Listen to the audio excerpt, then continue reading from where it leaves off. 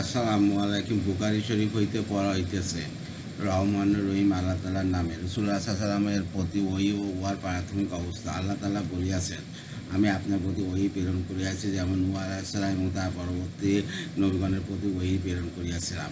অর্থাৎ মানব জাতির সংস্কার ও জাতির গঠন, জীবন গঠনের যে নীতি ও আদর্শ আপনার নিকট প্রেরণ করা হইয়াছে। উহার সিলসিলা বা কর্মানুবর্তন হযরত নূহ আলাইহিস সালাম হইতে শুরু হইয়া তার পরবর্তী নবীগণের প্রতি যেমন আসিয়াছিল, তেমনিভাবে আপনার প্রতিও আসিয়াছে। আল্লাহর তরফ হইতে এইরূপ নীতি ও আদর্শ নাজিল হওয়া নতুন বিষয় নয়, যা দেখিয়া কেউ আশ্চর্য হতে পারে। হযরত নূহ আলাইহিস সালামের পূর্ববর্তী নবীগণের প্রতি ওহী সাধারণত জাগতিক প্রয়োজন ও জীবিকা নির্বাহের কার্যপদ্ধতি শিক্ষাদানের বিষয়ে বেশি মাত্রায় অবতীর্ণ হইত। ধর্মীয় বিষয়ে মোটামুটি ও মৌলিক আকারে থাকিত। ইহ জীবনে পরকালের অধিক জীবন উন্নতি লাভের ব্যবস্থা, শরীয়তের বিস্তারিত বিবরণ ও আহকাম নূহ আলাইহিস সালাম হইতে নাজিল হওয়া আরম্ভ হয় এবং কালক্রমে উহা রাসূলুল্লাহ সাল্লাল্লাহু আলাইহি সাল্লামের উপর পূর্ণতা লাভ করে। তাই এখানে হযরত নূহের প্রতি প্রেরিত ওহীর তুলনা উল্লেখ করা হইয়াছে। এক হাদিস অর্থ ওমর রাদিয়াল্লাহু আনহু বলিয়াছেন, রাসূলুল্লাহ সাল্লাল্লাহু আলাইহি সাল্লাম বলিতে শুনিয়াছি, নিশ্চয় জানিও আল্লাহর নিকট কাজের ফলাফল মানুষের নিয়ত অনুসারে হয়। প্রত্যেক মানুষ তার কাজের ফলাফল আল্লাহর নিকট তদরূপই পাইবে যতরূপ সে নিয়ত করিবে। অতএব যে ব্যক্তি আল্লাহ আর রাসূলকে সন্তুষ্ট করার উদ্দেশ্যে হিজরত করিবে, সে আল্লাহর ও রাসূলের সন্তুষ্টি নিশ্চয়ই পাইবে। পক্ষান্তরে এত বড় কষ্টের নেক কাজটি ও ক্ষণস্থায়ী জগতে কোনো হীন স্বার্থপূর্ণিত হইয়া করিলে, যেমন কিছু টাকার লোভে বা কোনো রমণীর প্রতি আসক্তি হইয়া তাকে বিবাহ করিবার কাম নিপুণ চরিতার্থ করিবার উদ্দেশ্যে করিলে, তাহার ফল তদরূপ সে পাইবে। তদরূপ সে নিয়ত করিয়াছে। নিয়ত অর্থ মনে মনে চিন্তা করত, উদ্দেশ্য ঠিক করিয়া কাজ করা। এই হাদিসখানা বুখারী শরীফের ৭ জায়গায় উল্লেখ করা হইয়াছে।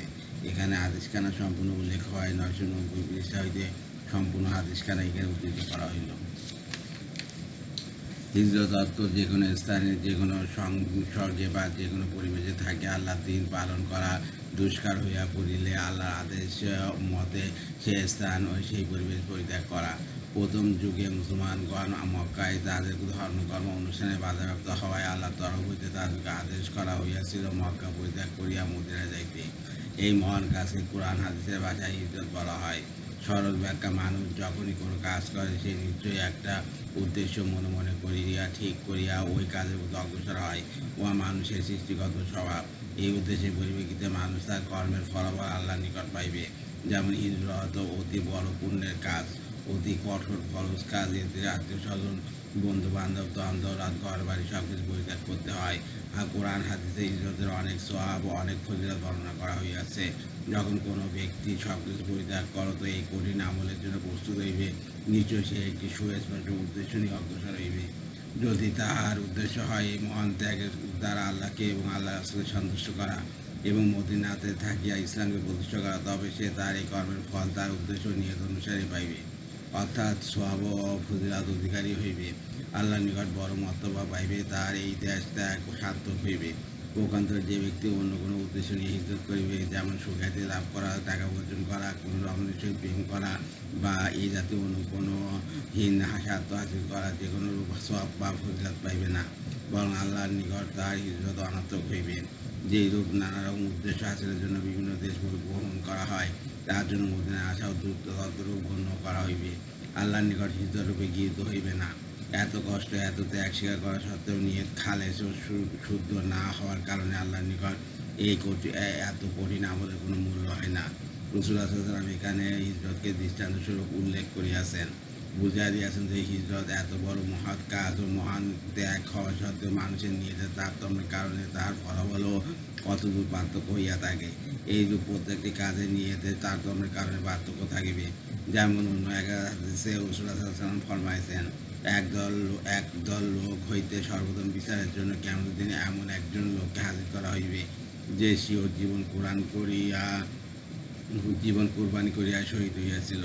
সে আল্লাহ তাআলার যে সমস্ত নিয়ামত উপভোগ করেছে, চক্ষু, কর্ণ, জিহ্বা, হস্তপদ, আগুন, পানি, মাটি, বাতাস, আহার, বিবেক, বুদ্ধি ও শক্তি, সামর্থ্য ইত্যাদি, সেই সমস্ত তাকে স্মরণ করিয়া দিয়া জিজ্ঞাসা করা হইবে, তুমি এই সমস্ত নিয়ামতের শুকর কী করিয়াছ, সক্রিয়া স্বরূপ কী কী কাজ করিয়াছ?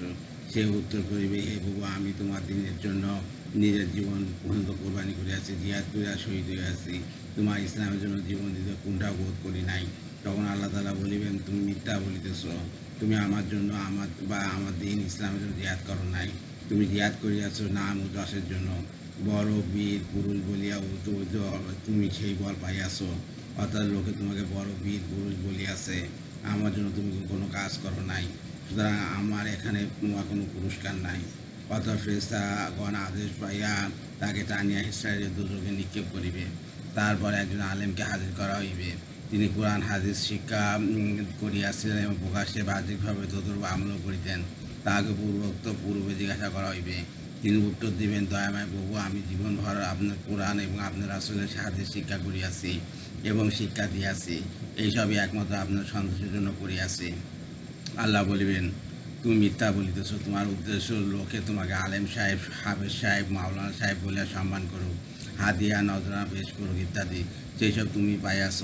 লোকে তোমাকে যথেষ্ট সম্মান ও তাজিম করিয়াছে, তুমি আমার জন্য বা আমার ইসলামের জন্য কিছু করো নাই, কাজে আমার নিকট তোমার কোনো পুরস্কার নাই। অতঃপর ফেরেশতাগণ আল্লাহ তাআলা আদেশে তাকে হেসরায় টানিয়া আনিয়া দোজখে নিক্ষেপ করিবে।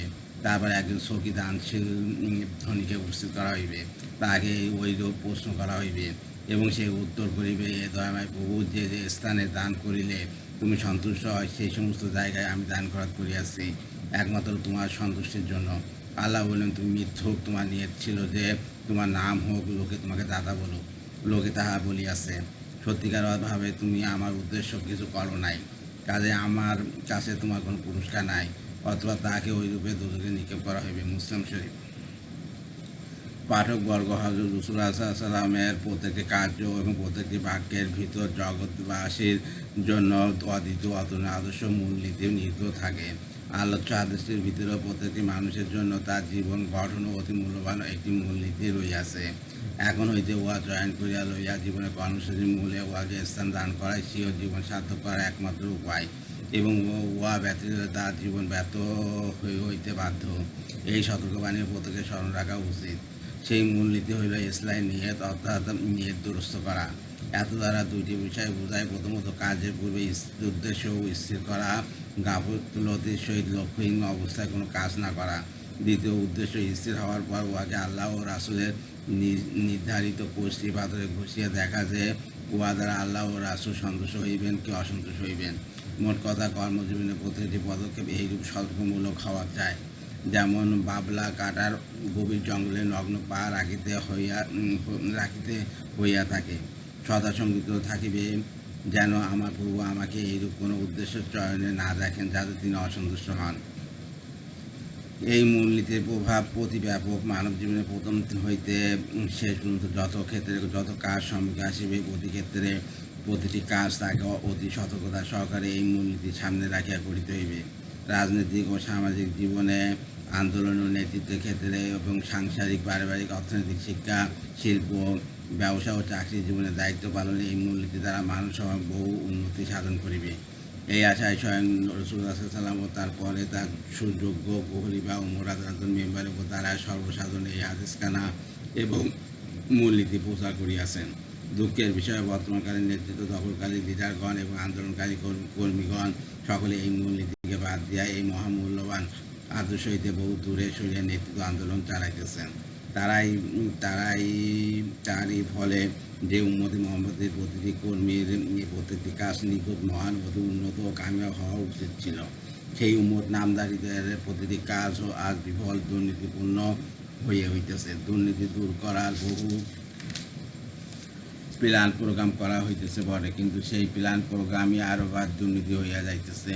উহা হইতে জাতি ও দেশকে বাঁচাতে হইলে সমাজের প্রতিটি লোকের ভিতর এই মূলনীতির আদর্শ অনুযায়ী ইখলাস, লিল্লাহিয়াত, আল্লাহর সন্তুষ্টির জন্য কাজ করা, আখিরাতের হিসাবে ভয় করা, আল্লাহর দ্বীন ইসলামের ও মুসলমান জাতির উন্নতি সাধনের জন্য নিঃস্বার্থভাবে কাজ করা এবং আল্লাহর বান্দাদের সেবার জন্য কাজ করা ইত্যাদি আদর্শ ও মনোবল প্রেরণ সৃষ্টি করিতে হইবে। এই হাদিসে বর্ণিত মূলনীতির আদর্শ যেমন বড় বড় কর্মক্ষেত্রে প্রযোজ্য, তেমনি ব্যক্তিগত দৈনন্দিন জীবনের প্রতিটি খুঁটিনাটি বিষয়েও প্রযোজ্য। প্রতি ক্ষেত্রে এই আদর্শ অনুসরণ করিলে প্রকৃত উন্নতির পথ খুঁজিয়া পাওয়া যাইবে।